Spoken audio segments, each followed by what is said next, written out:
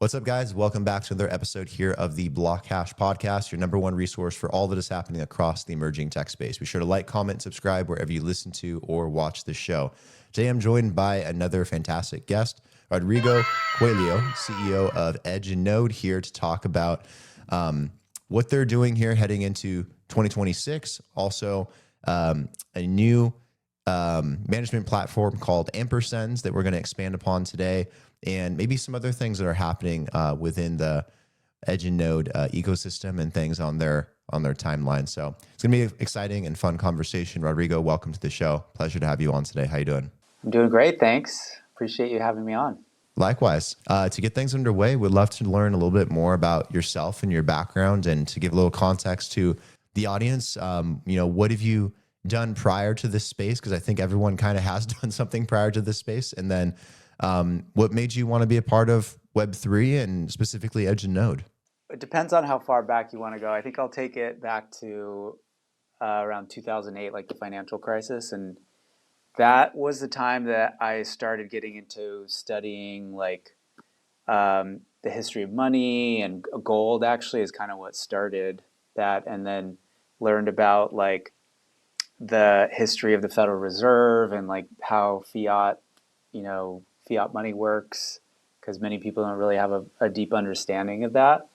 And that's a deep rabbit hole as you kind of explore that. I don't know if you've ever done that, but it's wildly interesting. And so that began my journey into understanding, the history of money. And then, was following the Bitcoin story. And prior to this, I had been a serial entrepreneur since the late 90s, started, a number of tech startups. My last one was dealing in cryptography and encrypted systems. And around that time, I moved to San Francisco. It was 2016, and I was working at a co-working space in the city. And a guy had an Ethereum Christmas sweater on. And I struck up a conversation, just became friendly, and that person was Yaniv Tal, who was the original founder of the graph. He was working on his pitch deck at that time. And so being a fellow entrepreneur, friendly, said, hey, let's run through your deck. I can intro to your investors and just be helpful. And I'd love to hear what you're doing. And I could see that he was going after solving a big problem in the data space, data indexing, blockchain data. And I saw a huge opportunity there. So yeah, just remained friendly with him for the following months. And I was exiting my last startup and kind of thinking what to do next, and sent him a text saying, hey, what's going on with the graph? And he's like, actually, we just got our first check-in. How about you come work for us? We actually need a community person. So I said, great, I'd love to help out in any way. So I came on, I ended up being the first hire. This was 2018. And so I started out doing community stuff, set up, all the Telegram, Discord, and was out at events, being the swag booth person, talking to developers, building the community. And then as we scaled, moved more into operational roles in the finance side and HR and all the things to keep the business running as we grew. So yeah, I've seen the whole journey from the very beginning, and it's been quite a ride. And so part of that was, as we launched this global decentralized network. And for those that aren't familiar, the graph is an indexing and querying protocol for blockchain data. So you have data stored on blockchains, but they're not stored in a table format. And so if you want to build applications that utilize blockchain data at the base layer, it becomes a problem because, if you want to run through, say you're building a social app as an example, and you want to list your friend list, for example, say it's a Facebook or your followers, right? Well, the blockchain, if the data is stored on the blockchain, it's not stored in a column and easy table. it's actually stored in like blocks, which are separated over time, which represent the moment in time in which you added a follower, for example. And so in order to create a list of your followers, you have to replay the entire history of the blockchain and look for an event every time you added that, right? And it's not feasible to do every time or on the fly or when you're trying to load an application to like, it's tons of data. And so what the graph did is it when you're building an application that's looking for like a social app and you're looking for followers lists, it's like for every user, replay the blockchain and create a copy of a table that shows all the followers for everyone. And so, and then if you're building an application, you would just hit the graphs copy of that. That's stored in a fast database, which uses Postgres, which is like purpose built for being the back end cloud database for like applications. So, and then rather than being like a SaaS business that charges, it became a protocol. And so it's run on a decentralized network. Blockchains themselves are a decentralized network running on, computers around the world. And then the graph itself is also another decentralized network that runs on computers around the world and has a token. And that was important because if you're going to build a decentralized application, you didn't want to have a centralized point of failure in the stack, right? If you're building on top of a blockchain, your kind of like purpose for existence is like, I want an uncensorable, decentralized application that can't be taken down by like centralized, actors. And so if you were to have like a cloud server that you're running, that becomes a point of failure, right? Like someone could just censor that server, take it down, oh, my application's down. So we wanted to build an entire stack that serves applications in a decentralized way. So it would have the same qualities that you're looking for and why you build on the blockchain anyway. So it's uncensorable and couldn't be taken down, et cetera, censorship resistant, like all the qualities that were important for building decentralized systems. And so as we built this global network, launched it in 2021, we have a token. And so, one of the biggest challenges is keeping the system decentralized and reliable while the Web3 ecosystem was scaling rapidly. So DeFi summer happened in like 21 or 22. And what most people don't know is like the graph was literally like holding that whole thing up. So that blew up, it scaled, like all these trading platforms, Uniswap, Aave, all those things were taking off, and like the graph was serving the data behind the scenes. And so that experience deeply shaped how I think about standards and like developer experience and scalability. And so that experience ultimately led to Ampersend, which aims to bring the same level of visibility and coordination to the agentic economy and the agentic world. No, that's fascinating. And then Edge and Node, just to clarify, is the development side of the graph, right? Yes. Yeah. So Edge and Node was the part of the original team that launched the graph. So like the core team that built and launched the protocol was part of Edge and Node. The name was different at the time. And so what happened was we built the protocol and launched it, and then the Graph Foundation was created at that time when we launched the token. Edge and Node, the company rebranded to be Edge and Node, and we became one of several core dev teams, as they're called in the blockchain world, that you have these independent teams that are funded by the foundation to work on different aspects of the open source protocol. So like in the Ethereum world, they give out grants to teams that are building, different pieces of it. And so, yeah, you could think of us as just one of a group of many people that are all working on different parts. Okay, excellent.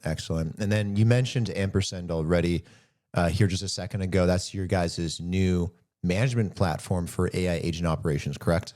Yeah, so Ampersend it's like a management platform for agent operations. You can kind of think of it like wallets for agents and a dashboard for humans.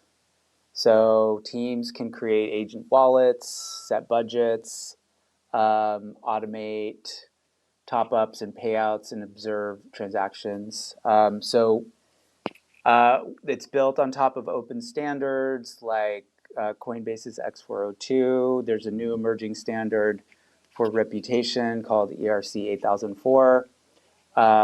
So it enables integration with all these like emerging standards, and that's one thing that we found is also important.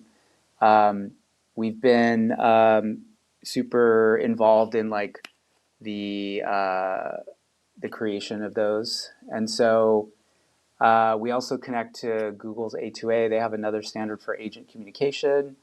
So Google's A2A covers how agents talk to each other, and X402 is how agents pay each other.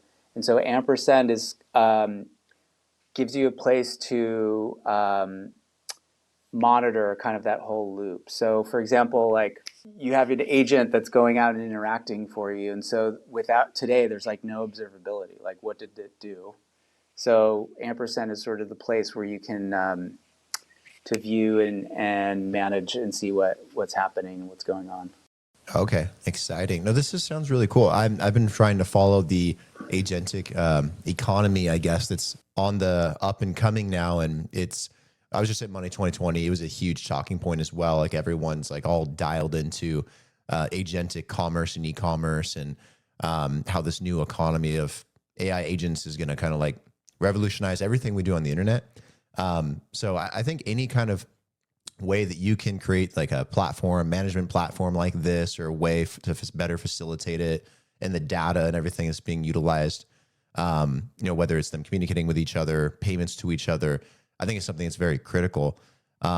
Just curious what your thoughts are, maybe off the top of your head here on maybe what this agentic economy maybe will kind of look like. I mean, you probably have an interesting perspective looking at this on the back end, maybe where this will end up kind of taking us, and maybe paint like a little picture for maybe we can expect in the near future.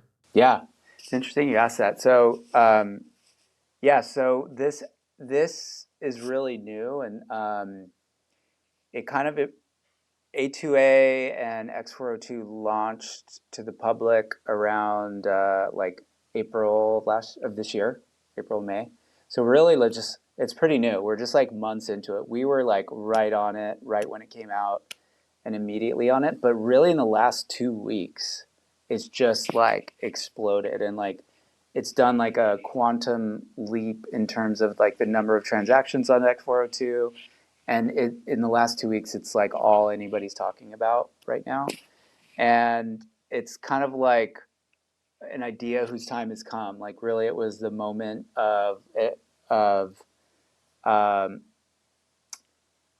it's like the perfect intersection of a use case for crypto and Web3 and blockchain rails and agents, right? Because what was missing was that ability to transact at machine level speed, using like antiquated rails like the Visa network, or like the ACH would take settlement in a few days, isn't going to work when machines are interacting like millions of times a second. And so like to project this week or last week, A16Z came out with their State of Crypto report for 2025, which is super interesting. And most people look at that and as kind of a view on like what's happening, where things are going. And there was a point in there that really stood out to me. It said that Gartner estimated that that agents are going to influence $30 trillion of commerce by 2030. So like that's 4 years away, essentially, 4 or 5, and that's a huge number. And so we're essentially at like zero right now. So going from 0 to 30 trillion is just going to be like an insane projected growth. I saw another stat that we're at like 41 million or so mobile wallets. So if you look at, let's say each of those wallets represent one person on their phone. So we're developing Ampersend for a future where there's swarms of agents. So you as an individual, you as a company are going to have dozens of agents that are like purpose built for specific things. And so how are you going to manage all that, right? And same with a company. A company might have thousands of agents that are interacting with people wanting to interface with it. And so as an enterprise, like, think big corporation, and you have all these different agents, that's like a major source of income for you. And so you need like monitoring, compliance, and all that goes with it. So that was the genesis idea to build for that future. We're not there yet. Obviously, people are just starting to like tinker with agents, but we're already projecting ahead. So we're kind of like early to this, but we do see this like tsunami wave coming, and where um, where agents, and I'm sure you've heard the analogy, like you talk to an agent via your phone or whatever new interface Johnny Ive is coming up with, and basically asking it like, hey, find me a plane ticket. I'm flying to Buenos Aires, and I like window seats, and I want to arrive around this time, and like it goes out and finds you the best deal, or use my points or whatever. And so they like, you won't have to literally like click and do it yourself, or talk to a human agent if you have a problem. Like anything that you can do clicking around on the internet or in apps can be handled by agents. So that extends to so many things. And so we really haven't seen that taking over our lives yet, but it is forthcoming. It's going to be a transitional period, obviously, like just like um, the history of credit cards, for example. Like it was a multi-decade transition for people to get used to the fact that like a piece of plastic was money. It used to be cash, and then like early days it was checks. Like you'd literally go to the grocery store and like write a paper check to like pay for your groceries. And American Express and Visa spent billions of dollars probably on marketing. Like Visa used to sponsor the Olympics, and like American Express commercials were everywhere, because it was like getting into people's minds that this piece of plastic is the new form of money. But old habits die hard, and it takes a while. So similarly, we have a transition now into stable coins, right? That's probably going to be also like decade, or right. It's a slow transition from like dollar and people using credit cards. Now we're doing Apple Pay and like using our phones, just tapping, and then it will be like another interface on different rails where we're like even speaking to it, and it's like, go and buy this for me. So yeah, in the case of Ampersand and like managing this, right? So I've got this swarm of agents, but like, how do I see what they're doing, right? They have the powers to spend my money, but like, it's kind of like giving your teenage child like a credit card, but it has spending limits on it, right? So you can go out, but you can only spend like $5, or you can only spend $20 a day on this thing. So it's like that. You create a wallet for the agent, and then you put tight controls on it, and you can see exactly what they're doing, and you're going to have many different agents. How do we do this at scale? Like I imagine like there's a level of observability that's going to be really critical for this. And with these standards too, like we mentioned, with Coinbase and with, I believe it was Google's A2A, like these are very new things. Like we talked about, like coming out back earlier this year, back in like April.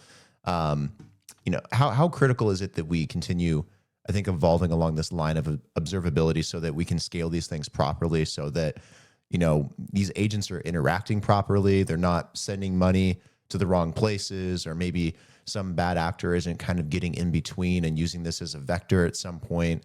Like how do we kind of take it from here? Yeah, there's a bit to unpack there, because like what you mentioned about bad actors. So that's an area of research and being solved right now on the identity and reputation side. So there needs to be like a standardized system for identity, for example. So like an agent to kind of prove who it's from, and a way to like verify that, to attest for the veracity of who that agent is. Like for example, you're dealing with an agent from United Airlines, like to verify that like, okay, this is an actual agent from United Airlines and not some like bot, or someone that spoofed it. Okay, So that's like identity is one thing, and then reputation is another. So for agents that you say haven't interacted with before, eventually over time there'll be this note, and that's what ERC 8004 gets into, is like a decentralized and standardized way of dealing with like reputation. So how do you you could think of it like a FICO score. Like over time, this agent is going to build up a history of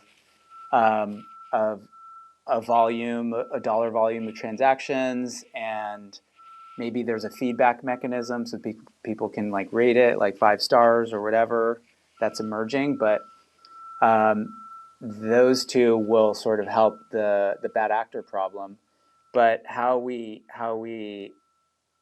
address this at scale is these standards, right? So the standards are what enable many different teams working. Like there's going to be different chains, right, that come on, and so the interoperability via standards of these different, in an open permissionless way. We're all big believers in open source, open permission, and open standards is how we get everything to talk to each other and work together and work well for everyone.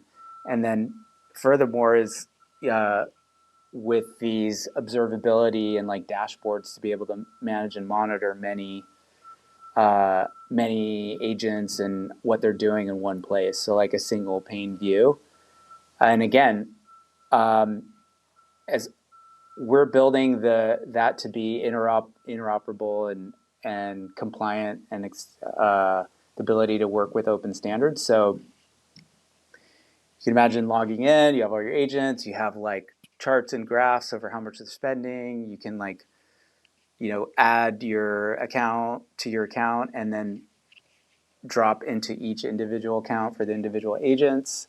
And so really monitor and view, and then it scales up from there. Like you might have 100 agents and you kind of scroll through and see. So there's just like really nice user interface for how you can manage, dozens and dozens of these things. So yeah, this is, it's definitely like an exciting space to be in because it's like moving so fast.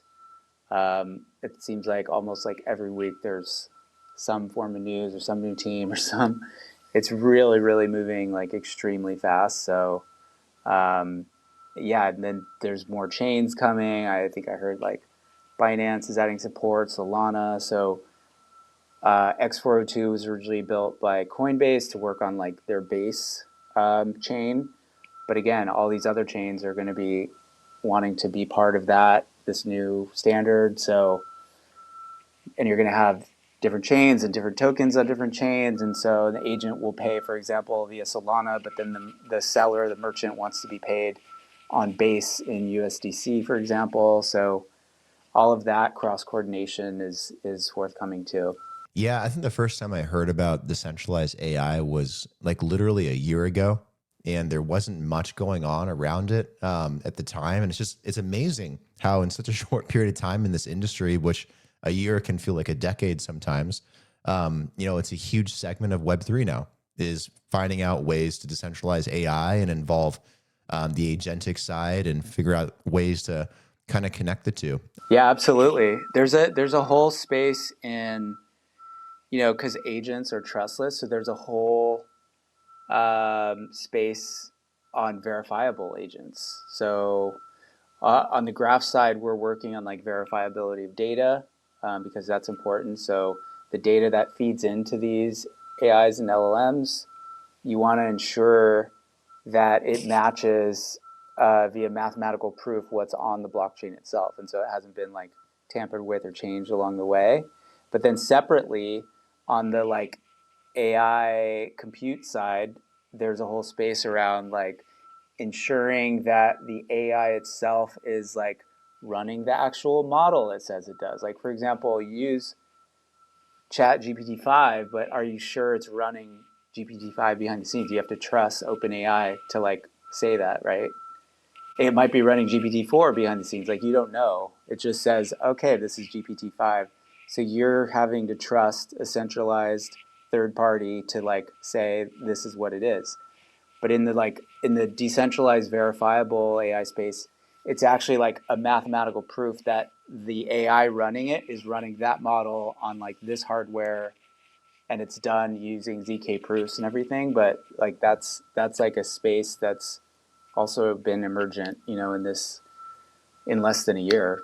Really, it's just all moving really fast. Yeah, the verifiable side of it will be incredibly important. They have these new robots. I'm sure you've seen them, like the Neo bots or something, and they're like made of like Yeah, fabric, and they're little, and they're the little yeah, beady eyes. yes. I saw And those there's like in the last like few days, I think on X. yeah, and the crazy thing is like it's not even like Optimus, like Tesla's bot. They have like someone that's paid that sits behind a computer and like moves the bot and like does the task for you in your home and can like see into your home. And I'm like, this isn't gonna end Wait, well. wait. So it's actually a human that's operating the Yeah, it's robot actually a in your human house? that's operating the robot and that can see into your house No. and do all these things. There's all these jokes about it and everything. And they're like, oh, but in the future it'll be autonomous and everything. And I'm like, I don't know. You just opened up a door to a whole different possibility. Oh wow. I did. So yeah, I saw a video of it. I didn't dig into it, but I didn't realize it was like an actual human like walking around your house virtually. I'll send it to you later. It's kind of crazy though. It makes you wonder too, with that being an up and coming technology that, maybe in another 10, 15 years will be standard in everyone's home. And you have agentic AI hooked into that most likely. And then you have blockchain on a back end in some kind of way. Again, verifiability becomes incredibly important when we live in this very futuristic world with all these new technologies. People aren't going to understand how any of this stuff works. They're just going to want their robot to do the laundry. But, if they don't know what agent is using it, or if the agent's not verified, or maybe there's no agent, maybe it's a person actually sitting behind a computer, and who knows what they're doing with that information or that data or peering into your life and your home. And I don't know. I think about this stuff sometimes because we always think about things from like one side of the technology, but agentic is going to be connected to so many different things, into IoT and DeepIn and all these other areas that are emerging. And again, being able to verify where all the data is going and what agent is associated with what is going to be a really critical step. Yeah, and this is all, like you said, new and forthcoming and coming in fast. Yeah, it's my job to keep up with it, and I can't even do it. I know. Yeah, it's a real challenge. What's your guys' launch date kind of look like then for Ampersend? Do you know when you want to officially release it, or what's kind of the plan thus far? We actually just did. Oh, you did? Yeah, just before this, we were recording this. We had a live virtual event on X, like a Twitter space. And so, yeah, we had, it was done concurrently with Coinbase and Google and with Consensus. So we basically had Kevin Lefevre from Coinbase, who's like the on their team, and then Eric Reppel, who actually wrote X402 standard. So he came on and gave like the backstory of how it all began. And then Jordan at Google is part of the A2A team, so he talked about that. And then we had Marco, who was one of the authors of ERC 8004. And then I came on and launched Ampersend, and we sat, and then we had a demo, and we showed how you can build with it. And then we had like a fireside chat. So it was like from 9 to 12. And so we have a soft launch now. We're taking signups for people who want an early preview. And then at Dev Connect in Buenos Aires in a couple weeks, so mid-November, we'll be releasing it for a developer preview. So yeah, that's kind of the plan, and then we'll keep opening up from there. But we are looking for design partners and people that are building agents. We put up a site at ampersend.ai, and so where people can sign up for early access. And yeah, we're out talking to people building agents, going to events, speaking at events, and getting the word out and getting connected with people in the community that are building. That's exciting. Congrats on the launch thus far, and hopefully everything continues to go well for you guys. What does the rest of your guys' roadmap look like, I guess, heading into 2026? We just got a couple months left here in 2025. But what's kind of the, I guess, goal or agenda for Node going into next year? Are there other products you guys are also kind of focusing on or looking to get around to after Ampersend, or how does that just kind of continue forward for you guys? Yeah, thanks for asking. Yeah, so on the Ampersend side, we are going to be developing it further. Like I mentioned, we're going to be adding more into like identity management, reputation management. As those standards kind of emerge, we want to be right there in terms of how you interact with those and ensure that you have quality reputation, increasing the automation of it, adding more chains. So there's a lot more to do on the Ampersend side. And then on the graph side, in terms of the work we do on the graph, we're actually launching next week at SmartCon, at Chainlink SmartCon, an all new next generation product. It's an enterprise ready tool for data infrastructure. And so that'll be landing next week. And then again at DevConnect, we'll be doing further announcements and opening that up for developers to start playing with and expanding that from there. And what's cool about Ampersend is it uses behind the scenes this new like data infrastructure that we're building as part of the graph. So it's pretty cool. And then also also within Ampersend, like we're building agents that can consume data on the graph. So we have subgraphs where you will run queries through, and so we're building agents or a way for agents to then automatically consume data and pay for it on the graph as well. So everything's like really symbiotic in terms of what we're doing. So like on the data side with the graph, and now with this emerging agentic economy, everything kind of ties together. So yeah, it's all in an effort to further the evolution of all these things. And where can people kind of go to keep up with everything in regards to like products and platforms like Ampersend, as well as anything else that's coming out with Node, again, heading into 2026? And is the best place to do that on the website, socials? Do you guys have community, blog? Where would you direct people? Yeah, so on the Node side, edgeandnode.com and edgeandnode on X. We have a new Ampersend site, like I said, ampersend.ai. Also has a X account, Ampersend.